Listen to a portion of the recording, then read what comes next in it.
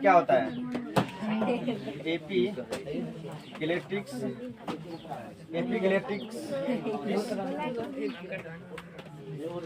किसे कहते हैं? किसे कहते हैं? तो बताओ एपीग्लेटिक्स कहाँ पे लगा रहता है? देखो यहाँ पे मुख गुहा से जैसे ही मतलब आहार नाल आगे की ओर निकलता है तो आगे में क्या होता है? दो नली रहता है। मुख गुहा से हम लोग जब भोजन करते हैं, हम लोग अगर भोजन करते हैं, ठीक ना, तो भोजन करने के बाद होता है कि दो जगह मतलब आगे जैसे ही निकलता है मुख गुहा से, क्या होता है कि दो नली मिलता है। एक मिलता है सांस के लिए, एक मिलता है भोजन के लिए, मिलता है ना। भोजन और सांस को सिस्टमेटिक प्रोसेस चलाने के लिए उस पे एक पट्टी दिया रहता है, एपी, जिस पट्टी को बोलते हैं एपीग्लेटिक्स। क्या बोलते हैं उसको? एपीग्लेटिक्स बोलते हैं उसको, ठीक ना। तो पूछेगा कि एपीग्लेटिक्स किसे कहते हैं, तो बताना है कि कंठ द्वार, कंठ द्वार, ये मुख गुहा देखो यहाँ पे,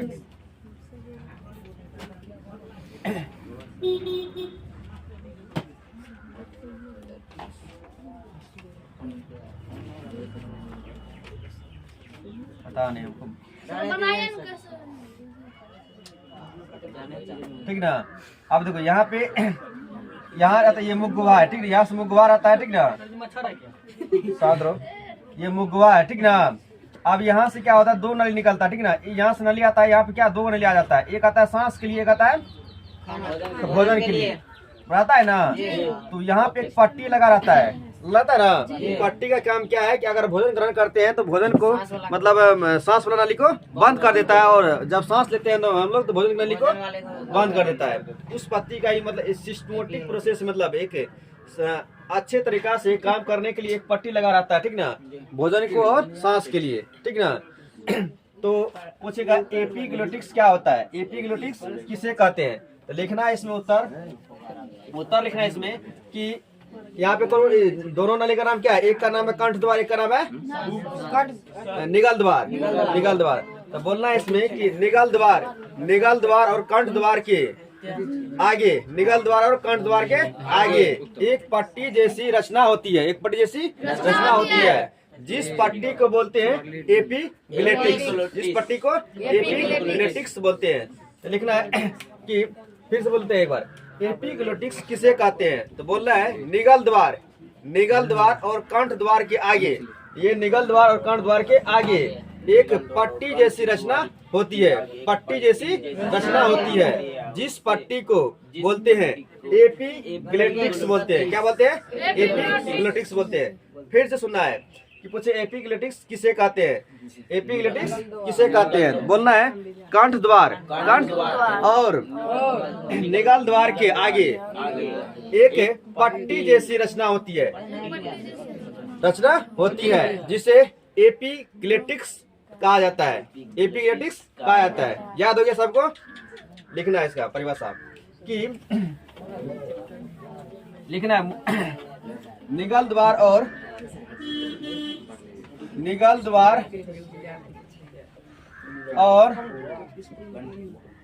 कंठ द्वार के आगे कंठ द्वार के आगे एक पट्टी जैसी रचना होती है, पट्टी जैसी रचना होती है, पट्टी जैसी रचना होती है, जिस पट्टी को क्या कहा जाता है? जिस पट्टी को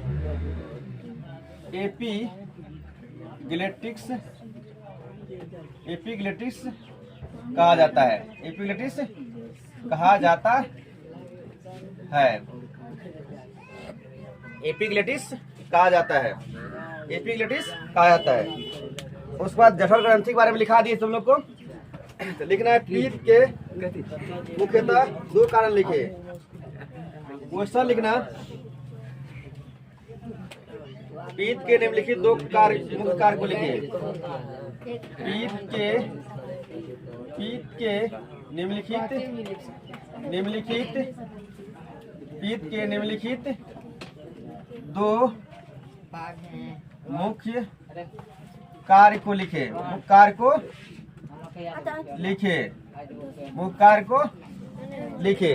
तो पीत के क्या क्या कार्य है लिखना है। तो पीत के दो कार्य है, ठीक ना। पीत के दो कार्य उत्तर लिखना है इसका। तो पहला कार्य इसका है, पहला कार्य इसका है कि अम्लीय काइम को क्षारीय बनाता है। अम्लीय काइम को क्षारीय बनाता है। क्षारीय बनाता है, बनाना। पहला कार्य है कि अम्ल जो रहता है शरीर में, ठीक ना, अम्ल को क्या करता है, क्षारीय बना देता है, क्षारीय बना देता है। दूसरा लिखना है इसका, दूसरा लिखना कि भोजन के वसा को विखंडन करना।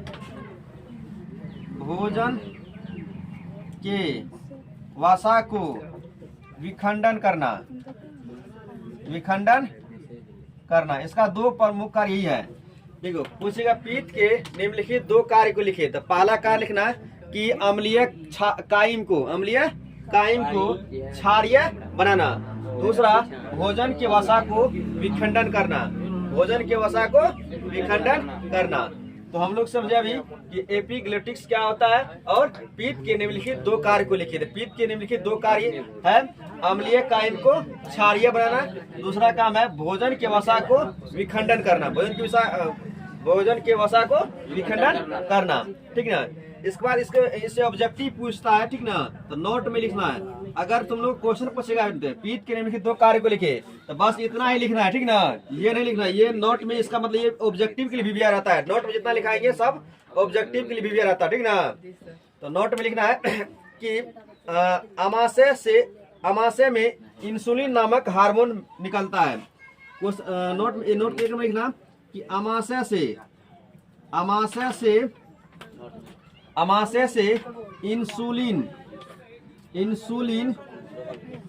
इंसुलिन नामक हार्मोन निकलता है। पूछेगा कि अमाशय से कौन सा हार्मोन निकलता है। अमाशय से कौन सा हार्मोन निकलता है। कौन निकलता है, इंसुलिन। कौन निकलता है, इंसुलिन। अमाशय से कौन सा हार्मोन निकलता है, इंसुलिन हार्मोन निकलता है। दूसरा इससे ऑब्जेक्टिव पूछेगा तुम लोग को, दूसरा कि हार्मोन की कमी से कौन सा रोग होता है। तो हार्मोन कमी से मधुमेह रोग होता है, मधुमेह रोग होता है, ठीक ना। देखना हार्मोन की कमी से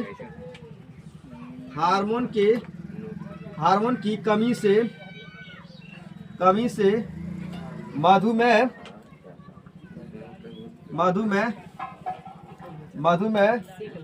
नामक रोग होता है। मधुमेह नामक रोग होता है। चीनी की बीमारी समझता है ना, वही बीमारी मधुमेह रोग होता है।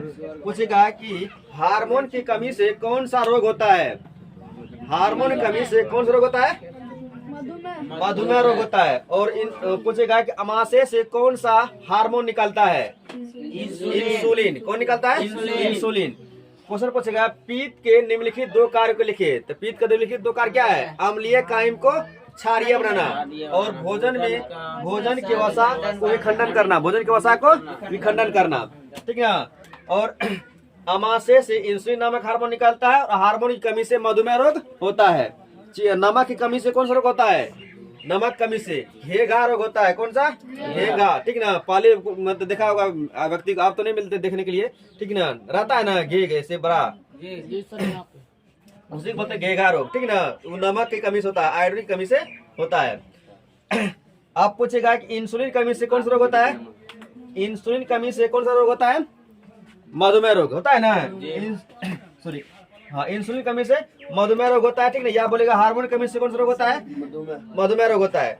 अब विटामिन ए की कमी से कौन सा रोग होता है। विटामिन ए की कमी से रतौंधी होता है। कौन सा, रतौंधी होता है विटामिन ए की कमी से। नोट 3 में लिखना है नंबर 3 में इंसुलिन हार्मोन की कमी से कौन सा रोग होता है? इंसुलिन हार्मोन हार्मोन की कमी से कौन सा रोग होता है? मधुमेह रोग होता है। मधुमेह रोग होता है। फिर लिख बोलेगा कि विटामिन ए की कमी से कौन सा रोग होता है? विटामिन ए की कमी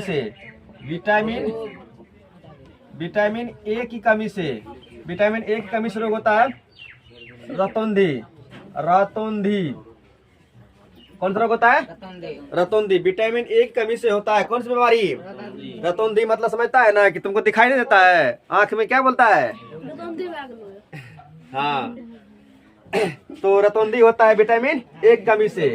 फिर बोलेगा विटामिन बी की कमी से कौन सा रोग होता है? विटामिन बी की कमी से क्या होता है? विटामिन बी की कमी से होता है बेरी बेरी।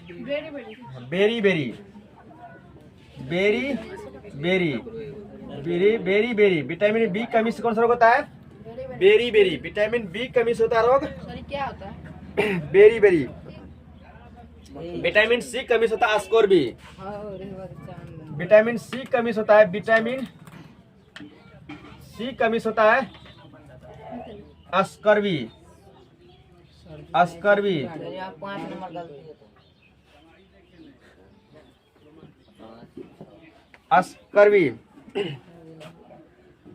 अस्कर्बी रोग होता है, ठीक ना।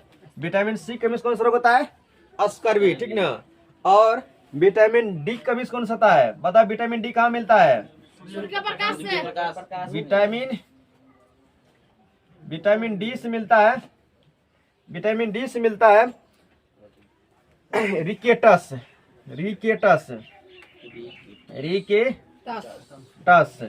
विटामिन डी की कमी से कौन सा रोग होता है? रिकेटस, ठीक ना। उसके बाद लिखना विटामिन ई की कमी से कौन सा रोग होता है? विटामिन ई की कमी से कौन सा रोग होता है? विटामिन ई की कमी से होता है बाल झरना। बाल झरता है, किसी को देखता होगा बाल झरना। पूछेगा कि विटामिन का खोज कौन व्यक्ति किया था? विटामिन खोज किया था फंक नामक वैज्ञानिक ने। कौन किया था? विटामिन का खोज किया था फंक। कौन किया था? फंक नामक वैज्ञानिक ने किया था विटामिन खोज, ठीक ना। विटामिन का खोज कौन किया था? फंक नामक वैज्ञानिक, फंक। तो हम लोग अभी समझे कि आमाशय से कौन सा हार्मोन निकलता है? इंसुलिन हार्मोन निकलता है। और हार्मोन की कमी से कौन सा रोग होता है? मधुमेह रोग होता है। उसके बाद इंसुलिन हार्मोन की कमी से कौन सा रोग होता है? मधुमेह रोग होता है। विटामिन ए की कमी से रतौंधी होता है। विटामिन बी कमी से कौन सा रोग होता है? बेरी। विटामिन सी कमी से होता है अस्कर्बी। कौन होता है? अस्कर्बी। और विटामिन डी कमी से रिकेटस। और विटामिन ई कमी से बाल झरना। और विटामिन की खोज किया था फंक नामक वैज्ञानिक ने। कौन किया था? फंक नामक